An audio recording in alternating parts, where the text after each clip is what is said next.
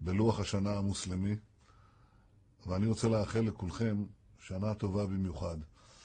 אנחנו חווים אותה ברגע מאוד דרמטי בהיסטוריה של האנושות ובהיסטוריה של המזרח התיכון.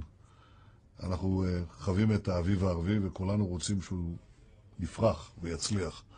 אני יודע שזה נכון לגבי אזרחי ישראל הישראלים שיודעים את טעמה וטבעה של הדמוקרטיה ויכולים לשמש מגדלור לאחיהם במרחב הגדול הזה. אנחנו רוצים בהצלחת החברות הערביות, אנחנו רוצים בהצלחת הדמוקרטיות הערביות. אני יודע שאם תהיה דמוקרטיה אמיתית, תהיה גם שלום אמיתי. אבל אנחנו לא מחכים לזה. אני הייתי מבקש בהזדמנות הזאת גם לקרוא לשכני הנשיא עבאס. שב איתנו לשלום, שב איתנו למשא ומתן, עכשיו, ללא תנאים, כאן ועכשיו. שני העמים שלנו מחכים, מייחלים, שאנחנו נעשה את המעשה הזה. אני יודע עד כמה זה קשה.